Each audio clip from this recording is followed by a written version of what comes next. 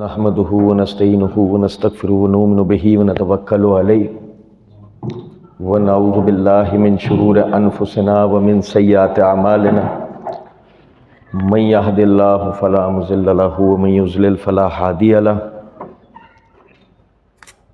وأشهد أن لا إله إلا الله وحده لا شريك له وأشهد أن محمدا عبده ورسوله اما بعد فإن خير الحديث كتاب الله وخير الهدي هدي محمد صلى الله عليه وسلم وشر الأمور محدثاتها وكل محدثة بدعة وكل بدعة ضلالة وكل ضلالة في النار. اعوذ بالله السميع العليم من الشيطان الرجيم من حمده ونفخه ونفثه. بسم الله الرحمن الرحيم. قال اللہ تبارک و تعالی قل هل يستوي الذين يعلمون والذين لا يعلمون انما يتذكر اولو الالباب. اللهم صل على محمد وعلى آل محمد كما صليت على ابراہیم وعلى آل ابراہیم انك حمید مجید. اللهم بارک علی محمد وعلى آل محمد كما بارکت علی ابراہیم وعلى آل ابراہیم انک حمید مجید. رب اشرح لی صدری ویسر لی امری واحلل عقدۃ من لسانی یفقہوا قولی رب زدنی علما. اللہ رب العزت نے انسان کو تخلیق کیا اور اس کی زندگی کے نشو و نما کے مدارج بنا دیے. وہ پیدا ہوتا ہے، پھر وہ ایک شیر خوار بچے کی حیثیت سے رہتا ہے، پھر وہ کھانے لگتا ہے، پھر اس کے بعد وہ ایک چلتا پھرتا بچہ بن جاتا ہے، پھر وہ لڑکا ہوتا ہے، پھر وہ نوجوان ہوتا ہے، پھر جوان ہوتا ہے، پھر ادھیڑ عمر کا ہوتا ہے، پھر بوڑھا ہوتا ہے اور پھر مر جاتا ہے. یہ مدارج ہے. اس میں انسان کا جسم،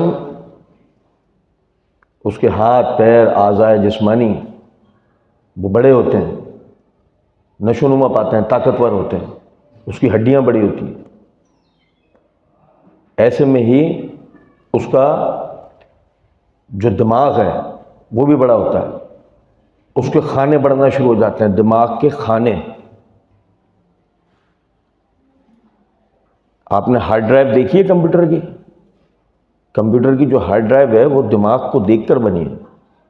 اس میں بہت سارے کمرے ہوتے ہیں نا جس میں ڈیٹا سیو ہو جاتا ہے. بالکل اسی طریقے سے دماغ کے اندر بہت سارے کمرے ہیں جس میں انفارمیشن جو ہے وہ سیو ہو جاتی ہے. انسان جو کچھ دیکھتا ہے، سنتا ہے، پڑھتا ہے، محسوس کرتا ہے، علم اس کو جس طریقے سے بھی ملتا ہے، انفارمیشن اسے جس طریقے سے بھی آتی ہے، وہ ساری اس کے دماغ کے ان خانوں میں، ان کمروں میں محفوظ ہوتی جاتی ہے. لیکن یہ کمرے آہستہ آہستہ کھلتے ہیں. بچپن سے بڑے ہونے تک یہ کمرے آہستہ آہستہ کھلتے جاتے ہیں. جیسے جیسے انفارمیشن آتی جاتی ہے یہ کمروں کا اسپیس بڑھتا جاتا ہے. آج تک انسانی دماغ کے ایک اندازہ لگایا گیا ہے کہ 100 کمرے ہیں تو 3 بھی نہیں بھرے. اس سے پہلے وہ مر گیا، چاہے بھلے اس نے اپنی زندگی 2000 سال کی گزاری ہو. اب ایک بات سمجھے گا، جس طریقے سے ہڈیوں کو، گوشت کو، قد کو، بینائی کو، بصارت کو، ان چیزوں کو بڑھنے اور پختہ ہونے کے اندر غذائیت کی ضرورت ہوتی ہے. مثال کے طور پر ایک بچے کو ہارمونز اس کے جسم کے ٹھیک نہ ہو، وٹامن ڈی صحیح طریقے سے نہیں ملتا ہو، اس کے بال بے رونق ہو جائیں گے، بڑھیں گے ہی. اس کے جسم کو وٹامن ڈی، B12 وغیرہ نہ ملتا، اس کا قد ہی نہیں نکلے گا، اس کی ہڈیاں ہی مضبوط نہیں ہوں گی. تب اس کے لیے کیا ہوتا ہے؟ اس کو دودھ پلائے جاتے ہیں، انڈے کی سفیدی کھلائی جاتی ہے، مچھلی کھلائی جاتی ہے، کہ تاکہ اس حساب سے اس میں صلاحیت آئے. یہاں سے بات آگے لے جانے سے پہلے میں آپ بھائیوں کو متوجہ کروں کہ میں آپ سے سوال کروں گا دوران گفتگو اور آپ سے جواب لوں گا. اس سے دو فائدے ہوں گے. پہلا یہ کہ آپ ذہنی طور پر بیدار رہیں گے. دوسرا یہ کہ مجھے یہ لگے گا کہ جو میں سمجھانا چاہ رہا ہوں میں اس میں کس حد تک کامیاب ہو رہا ہوں. اور یہ انشاءاللہ جب گفتگو اپنے انجام کو جائے گی اللہ تعالی ہمیں بہت برکت دے گا انشاءاللہ. کچھ بھائی ابھی بھی غیر سنجیدگی کا مظاہرہ کر رہے ہیں. میرا مشورہ ہے کہ اگر یہ غیر سنجیدگی غفلت کی وجہ سے چھوڑ دیں اور اگر کسی تعصب کی وجہ سے ہے تو سوال جواب میں اس تعصب کا مظاہرہ کر لیجئے گا. ابھی بات کو سمجھ لیں, یہ کام آئے گی انشاءاللہ. غور طلب نکتہ ہے کہ اب ایک بچے کو خوراک نہیں دی گئی اور اس کی تو جسم نشوونما پایا ہی نہیں, تو یہ تو اس کے ساتھ ظلم ہوا نا. یا پھر یوں سمجھ لیجئے کہ ایک بچے کو ہر طرح کی خوراک دی جا رہی ہے لیکن وہ نہیں کھا رہا, تو ظلم کون کر رہا ہے؟ والدین بتائیے. بچہ خود اپنے اوپر ظلم کر رہا ہے نا بھئی. اسے جو نشوونما کے لیے جن توانائیوں یا غذائی چیزوں کی اجزاء کی ضرورت ہے وہ تو اس کو تو دیے جا رہے ہیں. اب وہ خود نہیں لے رہا اس کو, وہ خود اس سے پیچھے بھاگ رہا ہے. اس میں والدین کا قصور تو نہیں ہے, نگہبان کا قصور تو نہیں ہے. اب یاد رکھیں کہ جو دماغ کی غذا ہے نا, عقل کی جو غذا ہے وہ ہے علم. اور آپ میں سے اگر کوئی بھائی کوئی اور غذا جانتا ہو نا تو وہ مجھے بتائے, میری تصحیح کر سکتا ہے, کوئی مسئلہ نہیں. دماغ کی, عقل کی اگر کوئی چیز غذا ہے تو وہ صرف اور صرف علم ہے. کہ اگر بچے کو عقلی طور پر ارتقاء کروانا ہے, اس کو ایوولوشن دلوانی ہے, اس کو علم کی ضرورت ہے. اس کو علم دو. 3 ٹائم ضرورت ہے 3 ٹائم دو, 2 ٹائم ضرورت ہے 2 ٹائم دو, 1 ٹائم ضرورت ہے 1 ٹائم دو, پاؤ ضرورت ہے, آدھا کلو ضرورت ہے, کلو ضرورت ہے, 3 صفحے ضرورت ہے, 100 صفحے ضرورت ہے, 500 ضرورت ہے, انگریزی کی ضرورت ہے, عربی کی ضرورت ہے, اردو کی ضرورت ہے, سائنس کی ضرورت ہے, جغرافی کی ضرورت ہے. اسے علم دو. کیسے اس کی عقل ترقی کرے گی وہ سیکھو, سمجھو, جانو اور اسے وہ دو. اور کچھ بات آ رہی ہے سمجھ میں نہیں؟ اب جناب علی کیا ہوا کہ مجھے بتائیے وہ کون سے والدین ہیں جو اپنے بچوں کو علم اور آگاہی نہیں دینا چاہتے ہیں؟ کوئی ایسے والدین؟ انہوں نے اسکول بھیجا, انہوں نے مدرسے بھیجا, انہوں نے سب کچھ کیا. بھائی ایسا ہی ہوا؟ توجہ بات ایسے ہوا. اب لیکن اس کے بعد کیا ہوا؟ آپ نے اسکول میں آگاہی حاصل کرنے کی کوشش نہیں کی, آپ نے مدرسے میں روایتی طور پر پڑھا, اور اس حساب سے جو آپ کا دماغ اور عقل تھی نا اس نے بھی نشوونما کتنی پائی؟ روایتی, ارتقائی نہیں. آپ اپنی عقل سے کسی روایت پر تو عمل کر سکتے ہیں, کوئی انقلاب نہیں لا سکتے. بھائی میرے آواز تیز ہے, سمجھ رہے ہیں کچھ بات کو یا نہیں؟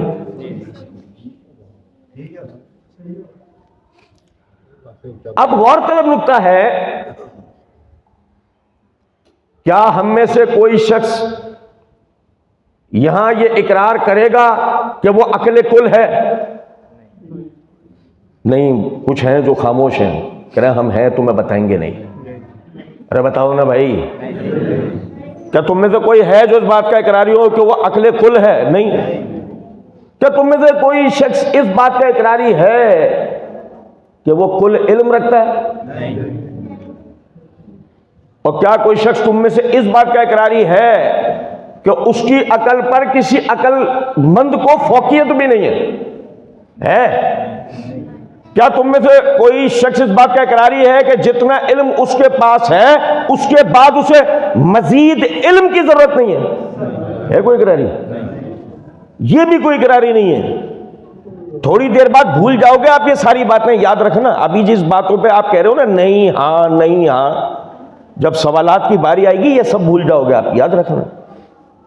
اس لیے کہہ رہا ہوں بہت ہوشیاری سے اس کو سنیں سمجھیں.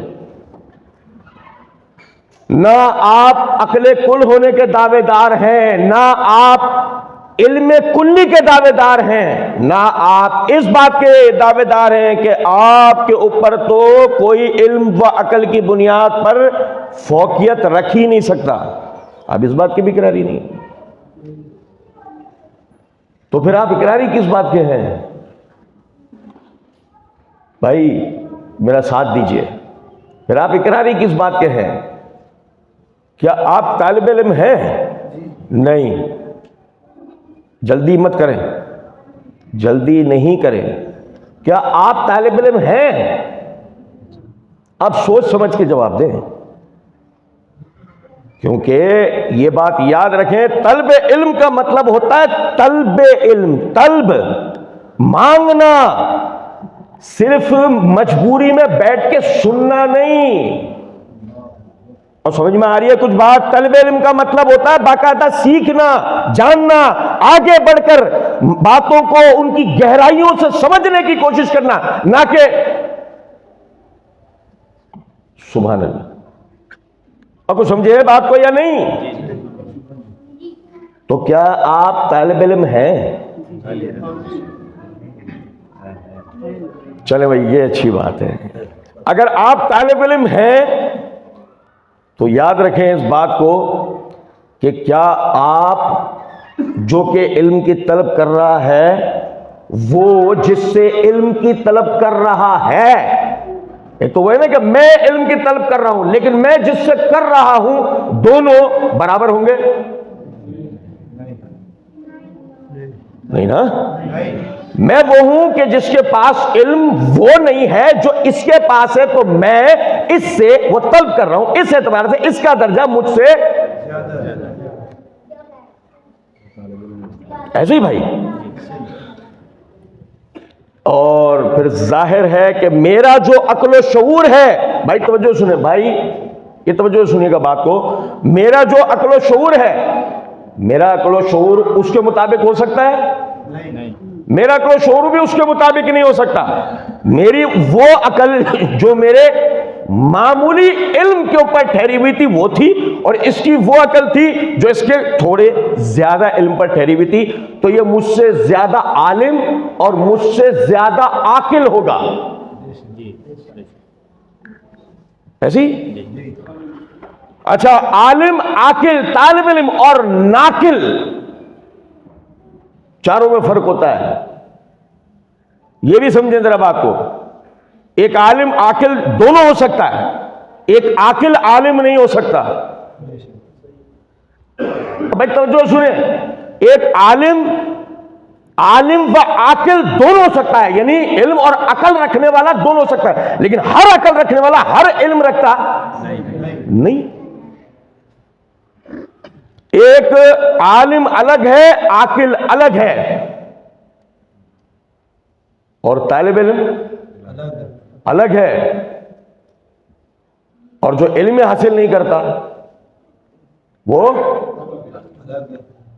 بھائی سمجھے ہیں بات کو یا نہیں یار؟ یہ تو بالکل الگ کیٹیگری ہے نا یار. ایک وہ ہے جو عالم ہے، ایک کیٹیگری وہ ہے جو طالب علم ہے، اور ایک وہ ہے جو علم حاصل. بھائی کون سی باتیں کر رہے ہو؟ جمعہ پڑھو، نماز پڑھو، اللہ اللہ کرو، بس دین اتنا ہے. کون سی باریکیوں؟ کیوں فرقہ وارانہ بحثوں میں پڑھ رہے ہو؟ کیوں یہ چیزیں سیکھ سمجھ رہے ہو؟ کیا فائدہ ان کا؟ بس تقوی اختیار کرو، اللہ اللہ کرو. اور سمجھے ہیں یہ والی مخلوق دیکھی ہے نا، بظاہر یہ مخلوق بڑی متقی پرہیزگار، مگر اس امت کے لیے انتہائی زہر قاتل مخلوق ہے. یہ ایک پوری نسل کھا گئی ہے مخلوق، جس نے دین کو سیکھنے سمجھنے دیا ہی نہیں، باریکی کے ساتھ اپنے عقائد و نظریات پہ لڑکوں بچوں کو کھڑے ہونے دیا ہی نہیں. یہ اسی چکر میں لگا رہا کہ جمعہ نمازیں پڑھواتا رہے، اور چاہے بچوں کو حلال کی تمیز ہو یا نہیں، حرام کی تمیز ہو یا نہیں، عقائد کی تمیز ہو یا نہیں، سنت کی تمیز ہو یا نہیں، پرواہ ہی نہیں. ایک پوری نسل سیکولر بن گئی، لبرل بن گئی، ملحد بن گئی، اسے پرواہ نہیں ہوئی. یہ ابھی تک اسی چکر میں لگا. مجھے تو لوگ حاجی صاحب کہتے ہیں نا، وہ نسل برباد ہوئی ہے وہاں پر. اب بھائی سننا ذرا بات کو. پہلا عالم، دوسرا طالب علم، اور تیسرا جو علم بھی حاصل نہیں کر رہا ہے وہ بیچارہ جمعے کے خطبے میں آتا ہے، وہ اس کا پوری امت پہ یہ احسان ہے کہ وہ کاٹن کا سوٹ پہن کر جمعہ والے دن نہا دھو کے نماز شروع ہونے سے 5 منٹ پہلے صفوں میں پھلانگ تبا کے بیٹھ جاتا ہے، جیسے ہی نماز ختم ہوتی ہے فوراً اٹھ کے چلا جاتا ہے، اور اس کے بعد پوری دنیا کی سیاست پہ اس سے بات کروا لو، اس کے بعد دین پہ اس سے بات کروا لو، اس کے بعد علماء کو گالیاں اس سے دلوا لو۔ یہ ہمارے مولوی منبروں سے سکھا کیا رہے ہیں؟ وہ جس ٹائم سکھا رہے تھے تو سو رہا تھا، اور سمجھ میں آ رہی ہے کچھ بات یا نہیں؟ اور سنو یہ والا سنو، یہ اس سے زیادہ برا ہے۔ کیا ہوا بھائی، ہم نے دفاع صحابہ کے اوپر، صحابہ کی عظمت کے اوپر، صحابہ پہ ہونے والے اعتراضات کے جوابات کے اوپر ویڈیوز بنانی شروع کی، درس دینا شروع کیے۔ حضرت صاحب پتہ ہے کیا کہہ رہے ہیں؟ وہ فلسطین کے اندر بچے مر رہے ہیں، اب تم ان چکروں میں لگے ہو۔ اور سمجھیں بات کوئی نہیں؟ لوگوں کی نماز روزوں کا نہیں پتا، تم یہ منجن بیچ رہے ہو۔ ہم نے کہا اچھا، بڑی معذرت چاہتے ہیں، ایک کام کرتے ہیں، تم صحابہ اکرام کے دفاع میں ویڈیوز بنا لو، ہم فلسطین چلے آتے۔ اور یار سمجھے ہو یا نہیں؟ اور بھائی تنقید تو کر رہا ہے، پہلے اپنا تو بتا کردار کیا ہے؟ تجھے پتا ہے نا کہ کام اگر وہ بھی ہے تو یہ بھی تو ہے نا۔ چل ٹھیک ہے، ہم نے غیرت نہیں کھائی، ہم یہ کر رہے ہیں، تو فلسطین چلا جا۔ دو میں سے ایک کام ہو سکتا نا، یا تو یہ کر لے ہم وہاں چلے آتے، یا ہم یہ کر لیتے تو وہاں چلے آ۔ تقوی کے اوپر تو بنا لے بھائی، ہم نہیں بنا رہے تو، یا تو یہ بنا لے تقوی پہ، ہم بنا لیں گے۔ تو سمجھیں بات کو یا نہیں؟ کنتم خیر امت اخرجت للناس تأمرون بالمعروف وتنہون عن المنکر، تم بہترین امت ہو، تمہیں کاروبار کرنے کے لیے پیدا کیا گیا ہے، کرکٹ کے میچ دیکھنے کے لیے پیدا کیا گیا ہے۔ 50 اووروں کے میچ دیکھ لے گا، 6 گھنٹوں کے 8 گھنٹوں کے سیزن دیکھ لے گا۔ ارطغرل غازی دیکھ رہا ہوں، چوچو خود کبھی غازی نہیں بنے گا۔ اور سمجھے یہ بات کو یا نہیں؟ ارطغرل غازی دیکھ رہا ہوں، کتنا ٹائم ہے؟ اور ابھی بولے کہ 1 گھنٹے کے درس میں شریک ہو جا، نہیں یار تم نے درس ایسے ٹائم پہ رکھا ہے، سردی ہے، دھند ہے، ہم کیسے آ سکتے ہیں؟ تو آئی سمجھ میں آ رہی ہے کچھ بات یا نہیں؟ اب لیکن اس کے بعد امت مسلمہ کے لیے جو درد بیچارہ اپنا بیان کر رہا ہے، وہ درد گیس کا لگ رہا ہے، یقین کریں، وہ درد نہیں ہے جو غیرت سے بندے کے اندر آتا ہے۔ بہرحال چلیں سمجھیے گا ذرا اس بات کو، ہم سمجھ رہے تھے کہ ایک تو ہے عالم، دوسرا ہے طالب علم، اور تیسرا وہ ہے جس کا بیڑا پار ہے۔ بیچارے عالم کا معاملہ کیا ہے، یہ نہیں بتا رہا، وہ نہیں بتا رہا۔ اور طالب علم کا کیا ہے، کیا مدرسوں سے تم نے پیدا کر کے کیا دیا، کیا نکلا ہے مدرسوں؟ یہ دونوں فارغ ہو گئے، اب اچھا یہی نا، تو اسی کا بیڑا پار ہے نا جو ان دونوں کو فارغ کیا اس نے۔ اور سمجھ میں آ رہی کچھ بات یا نہیں؟ اب ذرا اپنے آپ سے نا انصاف کرو، ہم میں سے ہر آدمی اپنے آپ سے انصاف کرے۔ یہ دین عربی زبان میں نازل ہوا ہے، یہ ہماری زبان نہیں ہے، یہ ہماری زبان نہیں ہے، لیکن یہ زبان ہمیں اللہ کی ہدایت کو بہت اچھے طریقے سے سمجھا سکتی تھی۔ یہی وجہ ہے کہ دین اس زبان میں نازل ہوا۔ تو اللہ تعالیٰ نے اس کے لیے کیا کیا؟ اللہ تعالیٰ نے علماء کرام سے اس کتاب کا ترجمہ کروا دیا، جس کو آج آپ پڑھ کے کیا کر رہے ہیں؟ تحقیق۔ میں کیا کر رہا ہوں؟ میں تحقیق کر رہا ہوں، ٹھیک ہے، ایسے ہی۔ پھر اسی طریقے سے اس کتاب کی تفسیر تھی محمد الرسول اللہ صلی اللہ علیہ وسلم کی احادیث اور آپ کا اسوہ حسنہ، ایسے نا۔ علماء کرام نے کیا کرا؟ ان کتابوں کا بھی ترجمہ کر دیا۔ اب بھائی کر دیا، سننا ذرا بات کو، میں وہ ترجمہ پڑھ کے خود کو کیا کہہ رہا ہوں کہ میں کیا کر رہا ہوں؟ تحقیق۔ قرآن اس کی اصل زبان سے پڑھا نہیں ہے میں نے اب تک، نہ میں عالم کی کیٹیگری ہوں میں، نہ طالب علم کی کیٹیگری میں ہوں، نہ میں عالم کی کیٹیگری ہوں میں، نہ طالب علم کی کیٹیگری میں ہوں۔ قرآن کا میں ترجمہ پڑھ رہا ہوں اپنے مقصد کے اوپر کہ مجھے کسی نے بتایا معاویہ رضی اللہ تعالیٰ عنہ باغی تھے، اب میں اس کے دلائل جمع کر رہا ہوں سارے، میں پڑھ رہا ہوں قرآن، میں پڑھ رہا ہوں حدیث 2812 کا ترجمہ، یہ میری ہو رہی ہے تحقیق کا میرے پاس ماخذ تھا اسلام 360۔ ماشاءاللہ، آپ سمجھ رہے ہیں میں کیا کہہ رہا ہوں؟ آپ اس دور کے محقق اور مجتہد کو ذرا غور سے دیکھ لو، اس کی تصویر مرنے کے بعد فریم کروائی جائے گی، اور سمجھے کچھ بات کو یا نہیں؟ یہ قرآن کا محض ترجمہ، حدیث کا محض ترجمہ، وہ بھی ایک سافٹ ویئر میں سے پڑھ کے فیصلہ کر کے بیٹھا ہوا ہے اللہ کے رسول کا فلاں صحابی باغی ہے، فلاں فاسق ہے، فلاں ظالم ہے، فلاں غاصب ہے، اور یہ چوچو یہ حاجی ہے، نمازی ہے، متقی ہے، پرہیزگار ہے، مرے گا تو سیدھا جنت میں جائے گا۔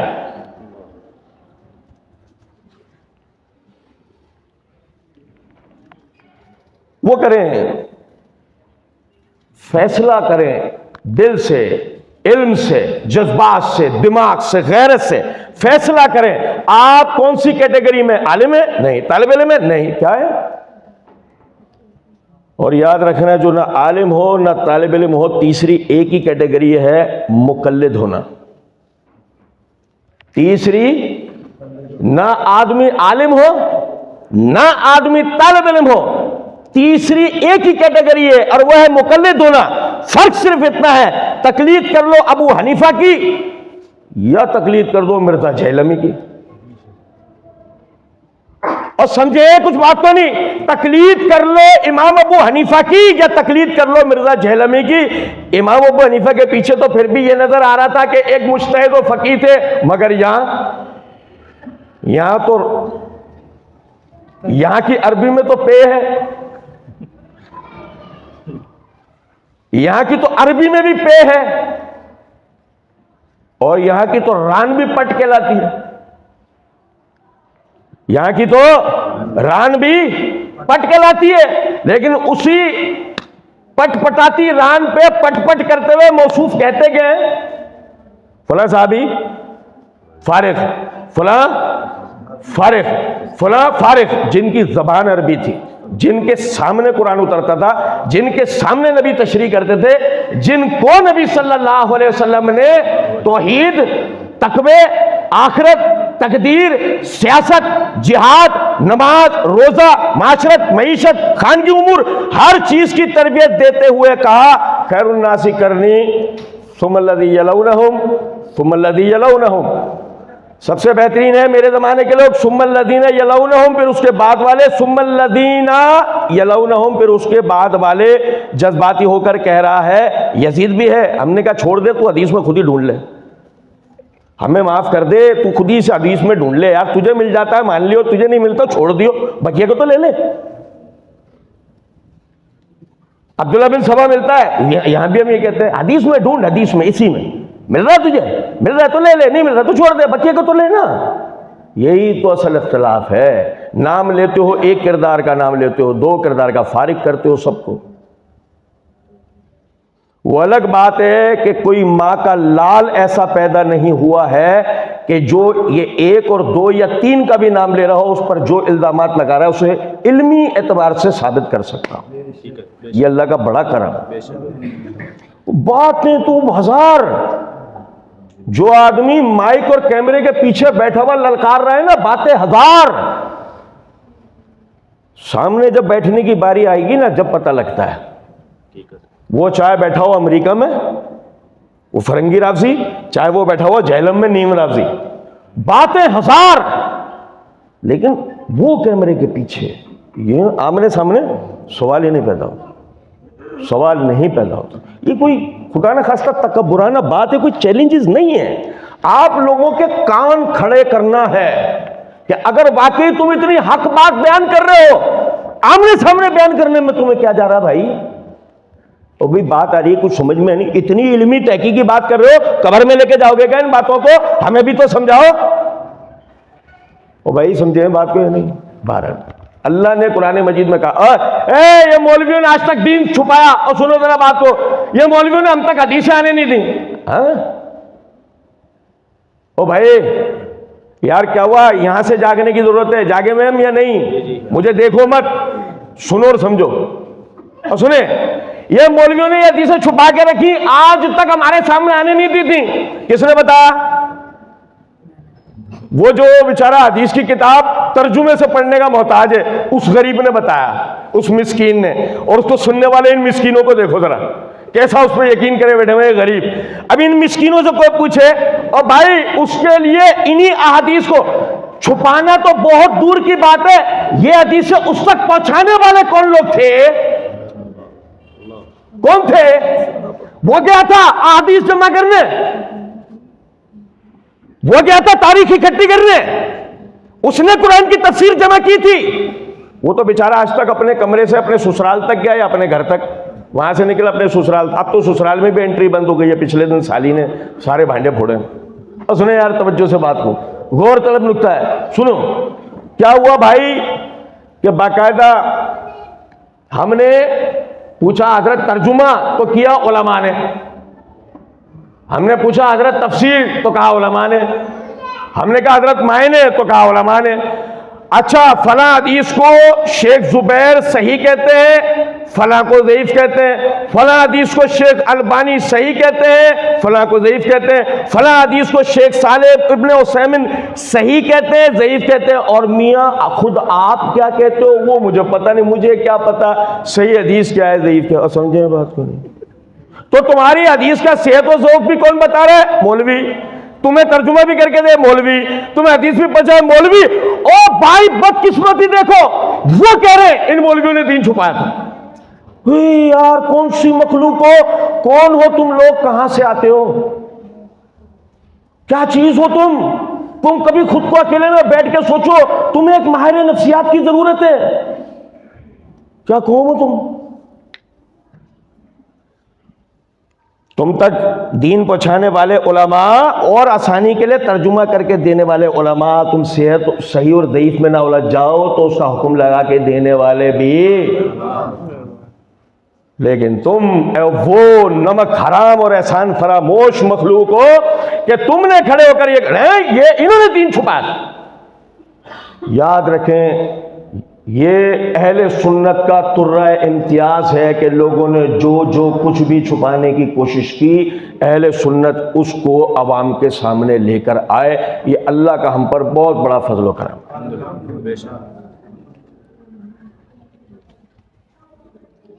ورنہ سمجھیں نا اس بات کو, سمجھیں یہ بات شروع پتہ ہے کہاں سے ہوئی تھی؟ اصلی قرآن سے. آپ لوگوں کو تو پتہ بھی نہیں ہے یہ بات شروع کہاں سے ہوئی تھی. اصلی قرآن سے.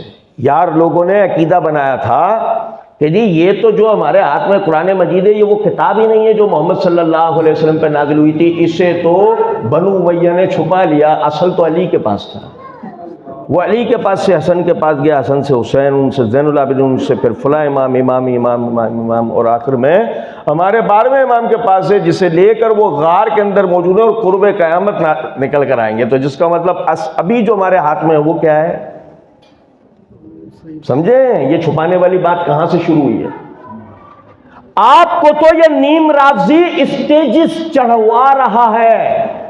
ابھی آپ سے یہ کہلوا رہا ہے, کل آپ سے یہ وہ کہلوائے گا, پرسوں یہ وہ کہلوائے گا. اور میں آپ کو بتا دوں, ہم نے باقاعدہ اس اعتراض کا جواب اسی کو دے رکھا ہے کہ قرآن میں یہ شخص خود کہتا ہے صحیح مسلم کی روایت پڑھ کے کہ تحریف ہو چکی ہے, رد و بدل ہو چکا ہے. میں نے اسی آدمی کو جواب دیا ہے, کسی اور کو نہیں. تو سمجھے ذرا اس بات کو, کہاں یہاں تک بات آ کیسے پہنچی, یہاں تک کیسے بات آئی کہ قرآن میں رد و بدل ہوا ہے؟ نعوذ باللہ. یہ بات یہاں تک اس لیے آئی ہے کہ آپ کو پتا ہے قرآن کس نے جمع کیا ہے, اس میں پیش کون لوگ تھے؟ انتہائی معذرت کے ساتھ پیش لوگ اس میں بنو امیہ تھے. اس میں پیش کون لوگ تھے بھائی؟ عثمان کون ہے؟ ایک ہی کا نام لے لو نا, کہ جس کے آرڈر پہ قرآن کی ماسٹر و فرسٹ کاپی بن رہی ہے وہی اموی ہے.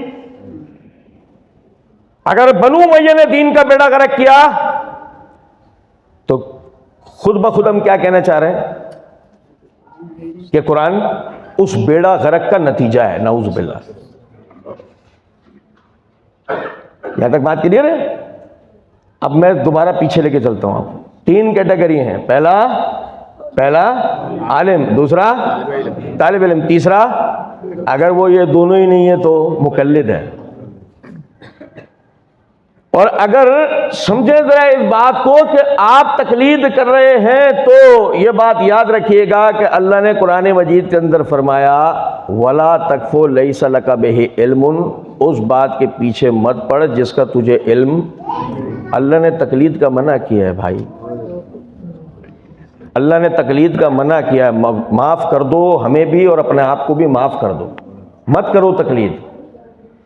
تحقیق ترجمے پڑھنے کا نام نہیں ہے، نام ہے، سنو توجہ سنو، اللہ رب العزت نے فرمایا افمن شرع اللہ صدرہ للاسلام فہو علی نور من ربہ۔ اور بھائی سمجھنا ذرا بات کو، اللہ تعالیٰ جس کو دین کی سمجھ دیتا ہے، کیا حدیث ہے، من یرد اللہ بہ خیرا یفقہہ فی الدین، اللہ جس کے ساتھ بھلائی کا ارادہ کرتا ہے اس کو دین کی سمجھ دیتا ہے۔ تو اگر مثال کے طور پہ آپ کو دین کی سمجھ نہیں ہے اور جس سمجھدار سے آپ اس سمجھ کو سیکھنا چاہ رہے ہو، ایمانداری سے ایک بات بتاؤ، اس کو اللہ نے آپ پر درجہ بلند دیا اور زیادہ اس کو بھلائی سے نوازا نا؟ ایسے ہی ہے؟ دیکھو دوسری آیت دیکھو، یہ پہلی آیت تھی سورہ زمر کی آیت نمبر 9، اب دوسری آیت سن لو، سورہ زمر کی آیت نمبر 22، اللہ رب العزت نے فرمایا افمن شرع اللہ صدرہ للاسلام، وہ جس کا دل اللہ نے اسلام کے لیے کھول دیا، وہ جس کا دل اللہ نے اسلام کے لیے کھول دیا، فہو علی نور من ربہ، پس وہ اپنے رب کی طرف سے نور پر ہے، پس وہ اپنے رب کی طرف سے نور پر ہے۔ فَوَيْلٌ لِلْقَاسِيَةِ قُلُوبُهُم مِّن ذِكْرِ اللَّهِ، پس خرابی ہے ان لوگوں کے لیے کہ جن کے دل اللہ کے ذکر سے سخت ہو گئے۔ بتائیے نا، میں نے وہ کیٹیگری خطبے میں 10 منٹ پہلے آ رہے ہیں، جانتے کچھ بھی نہیں ہے، پتہ کچھ بھی نہیں ہے، یہ مولویوں نے بڑا کرک کیا ہے، انہوں نے دین چھپایا تھا، اور سمجھے بات تو یہ نہیں۔ اللہ کہتا ہے فَوَيْلٌ لِلْقَاسِيَةِ قُلُوبُهُم مِّن ذِكْرِ اللَّهِ أُولَٰئِكَ فِي ضَلَالٍ مُّبِينٍ، یہی لوگ ہیں جو کھلی گمراہی میں، یہی لوگ ہیں جو، تو آپ کو کسی 3 میں سے کسی ایک کیٹیگری میں آنا پڑے گا۔ اب میں یہ آخری بات بتا کے بات ختم کر رہا ہوں، پھر آپ بھائی سوالات کیجئے گا۔ اللہ رب العزت نے اس دین کا سب سے پہلا حکم جو نازل کیا، فرمایا اقرا بسم ربک الذی خلق۔ بھائی توجہ کریں، بھائی توجہ کریں، اللہ رب العزت نے کہا اقرا بسم ربک الذی خلق، اقرا پڑھو، اقرا پڑھو۔ دیکھو جہاں پڑھنا ہے وہاں پڑھنا ہے، جہاں سننا ہے وہاں سننا ہے، سننا ذرا دیکھو کہاں سننا ہے۔ اللہ نے فرمایا اقرا پڑھو، اور دوسری جگہ کہا وَإِذَا قُرِئَ الْقُرْآنُ فَاسْتَمِعُوا لَهُ۔ سمجھے بات کیوں نہیں؟ 2 میں سے ایک کیٹیگری ہے، پہلی کیٹیگری اقرا پڑھو، سب سے اولین یہی ہے، سب سے اولین یہی ہے، پڑھو۔ خیرکم من تعلم القرآن، اولین کیٹیگری یہی ہے کہ باقاعدہ دین کو پڑھو، سیکھو، جانو۔ اچھا پہلی کیٹیگری ہو گئی اقرا پڑھو، پہلا اس دین کا حکم کیا اترا؟ نماز پڑھو۔ حاجی صاحب کہہ رہے ہیں چھوڑو کون سی باتیں کرو، نماز پڑھو، اللہ اللہ کرو، بس ختم۔ ابے اللہ نے نہیں کہا یہ بات جو تو کہہ رہا ہے، اللہ نے نماز سیکھ کے پڑھنے کے لیے کہا ہے، دیکھ کے پڑھنے کے لیے نہیں۔ فَإِنْ آمَنُوا فَاذْكُرُوا اللَّهَ كَمَا عَلَّمَكُمْ، جب تم حالت امن میں ہو تو نماز ایسے پڑھو گے جیسے ہم نے تمہیں پڑھنا سکھایا ہے۔ نماز دیکھ کے نہیں پڑھنی، سیکھ کے پڑھنی ہے۔ یہ پورا دین ہی سیکھنا ہے، کچھ بھی ایک دوسرے کی سباب دید پہ نہیں چھوڑ دینا۔ اتنے بڑا عالم ہو، غلط تھوڑی کہہ رہا ہوں، ابے سیکھنے کی کوشش کرنی ہے تو پوچھ لے۔ سنو ذرا بات کبھی ہم پڑھ رہے ہیں، اقرا پڑھو، لیکن جب پڑھا جا رہا ہو، پڑھ نہیں رہا نا، لیکن جب پڑھا جا رہا ہو، وَإِذَا قُرِئَ الْقُرْآنُ فَاسْتَمِعُوا لَهُ وَأَنصِتُوا، جب قرآن پڑھا جائے اس کی طرف کان لگاؤ اور خاموش رہو۔ پہلی کیٹیگری یہ ہے کہ پڑھو، اگر پڑھ نہیں پا رہے تو جب پڑھا جا رہا ہو تو کان لگاؤ، کیونکہ یہی دو طریقے تو سیکھنے کے ہیں، یا تو پڑھنا یا سننا، یا تو پڑھنا یا اور سننا۔ یار توجہ سے بات سنیں، بڑے کام کی بات ہی ہے۔ اللہ نے فرمایا کنتم خیر امت، تم بہترین امت۔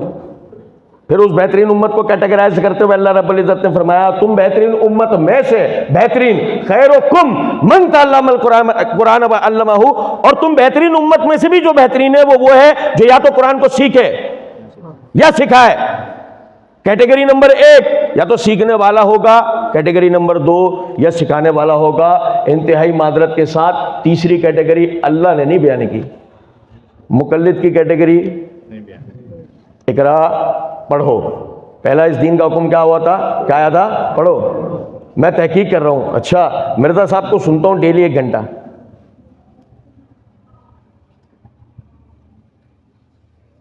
کیا تحقیق کر رہے ہیں چوچو؟ میں تحقیق کر رہا ہوں ڈیلی 1 گھنٹے مرزا صاحب کو سنتا ہوں۔ اچھا وہ جو حوالے دیتے ہیں اسلام 360 میں ٹیلی کرتا ہوں، ایز اٹ از لکھا ہوا ہوتا ہے۔ اچھا اور سمجھے بات کو یا نہیں میں کیا کہہ رہا ہوں؟ اچھا چلو، کیا سیکھا تم نے مرزا صاحب سے؟ صحابہ غلط تھے، چلو ٹھیک ہے۔ اور کیا سیکھا؟ اہل بیت اچھے تھے، چلو یہ بھی ٹھیک ہے۔ اور آگے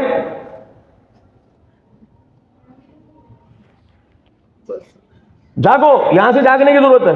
سنو کیا سیکھا تم نے مرزا صاحب سے؟ قبر پرستی غلط ہے، اور بابے غلط ہوتے ہیں، ٹھیک ہے، اور صحابہ غلط ہے، اور اہل بیت اچھے ہوتے ہیں، اور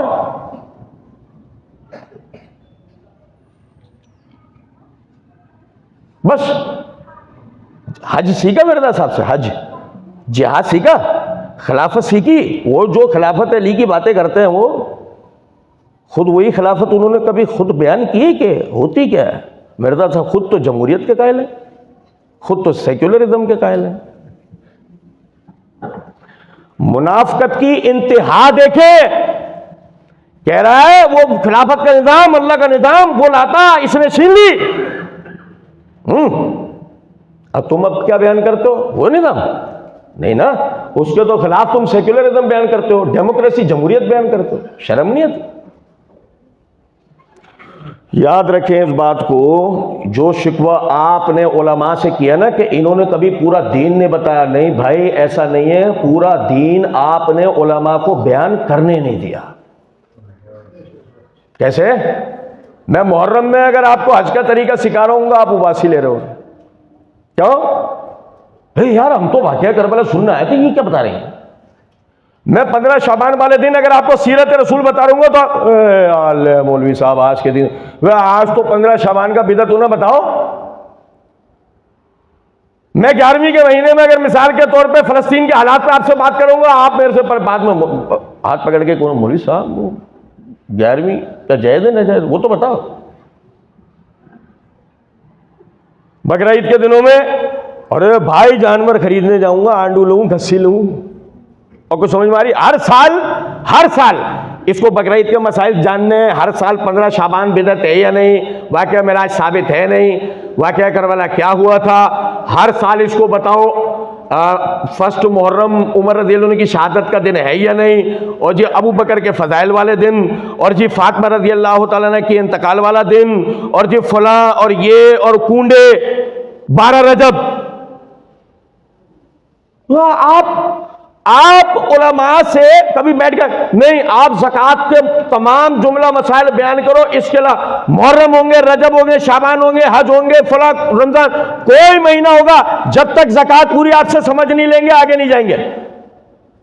مولوی کو بھی ہمت ہوگی نہیں یار چلو اب یہ میری پبلک جو ہے سمجھنے والی بنے، نہیں جہاد کے جملہ مسائل سمجھاؤ ہمیں، خلافت کے جملہ مسائل سمجھاؤ ہمیں، پوری نماز سکھاؤ ہمیں، پوری توحید سمجھاؤ ہمیں۔ چیلنج دے کے آپ کو یہ بات کر رہا ہوں، واحد آدمی ہے شیخ عبداللہ ناصر رحمانی حفظہ اللہ، دوسرا آدمی آپ کو نہیں ملے گا جس نے توحید مکمل بیان کی ہو۔ چیلنج ہے میرا، سنو توجہ سے، وہ کہنے لگے جی مرزا صاحب نے توحید بیان کی ہے. مرزا نے کبھی توحید کی تے بیان نہیں کری. چیلنج ہے میرا. توحید لفظ میں جو تے آتا نا تے, مرزا نے کبھی وہ نہیں بیان کیا. یاد رکھیں اس بات کو, قبر پرستی کا رد کرنا ایک علیحدہ چیز ہوتا ہے, توحید بیان کرنا ایک دیگر چیز ہوتا ہے. یہ قبریں غلط ہیں, قبریں غلط ہیں, قبریں غلط ہیں, قبریں غلط ہیں, بابے غلط ہیں, بابے غلط ہیں, بابے غلط ہیں, بابے غلط ہیں. ابے یہ تو ہو گیا, اب رازق کون ہے, مالک کون ہے, خالق کون ہے, مشکل کشا کون ہے, حاجت روا کون ہے, وہ تو بتا. یہ غلط ہے, غلط ہے, غلط ہے, غلط ہے, غلط ہے, ہو گیا, توحید تو بتا. مرزا نے کبھی آج تک توحید بیان نہیں کی, بلکہ پچھلے دنوں سے اپنی اصلی عقائد کی طرف چونکہ آہستہ آہستہ جا رہا ہے, پچھلے دنوں اس نے باقاعدہ قبر پرستی کے جواز کی ویڈیو بنائی ہے, جس کا میں نے جواب دیا ہے. قبر پرستی کے جواز پہ, قبروں پہ دعائیں قبول ہوتی ہیں. بتاؤ اور قبر پرستی کا عقیدہ ہی کیا ہے؟ بتاؤ لوگوں نے قبروں سے مانگنا کس عقیدے کے بعد شروع کیا تھا؟ یہی تو عقیدہ تھا. تو میرے بھائیوں سمجھیں, اللہ تعالیٰ نے آپ کو عقل دی ہے, شعور دیا ہے, اپنی عقل کا جائز استعمال کریں.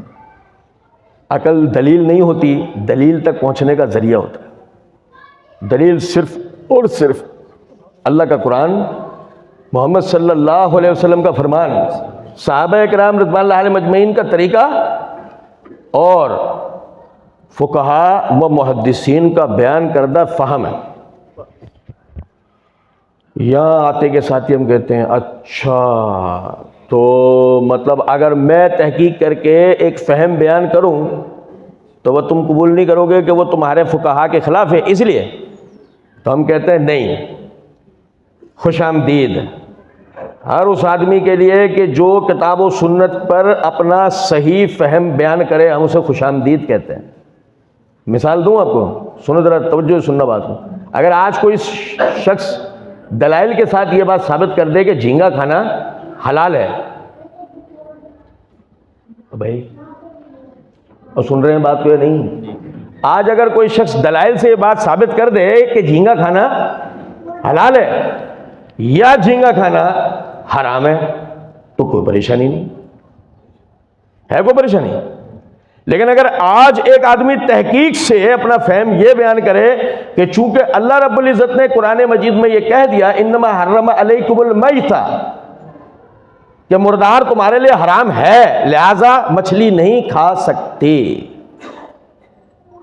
تو یہ فہم اس لیے نہیں لیا جائے گا کہ نبی صلی اللہ علیہ وسلم نے فرمایا اللہ تعالیٰ نے میری امت کے لیے 2 مردار حلال کیے ہیں, سمندر میں مچھلی اور خشکی میں جنگلی ٹڈے. اب یہ فہم بھلے اس نے قرآن کی آیت سے لیا تھا, لیکن یہ فہم غلط ہونے کی دلیل کیا تھی؟ محمد الرسول اللہ صلی اللہ علیہ وسلم کا فرمان. ہم ہر قسم کے فہم کو جو کتاب و سنت پر خلوص کے ساتھ کوئی آدمی پیش کر رہا ہو اس کو خوش آمدید کہتے ہیں, لیکن ساتھ یہ کہتے ہیں ظلم مت کرنا ہم پر. فہم بتانا, کتاب و سنت کی مخالفت مت سمجھانا. فہم سمجھانا, کتاب و سنت کی مخالفت نہیں سمجھانا. اللہ رب العزت سمجھنے اور عمل کرنے کی توفیق دے. وما علینا الا البلاغ.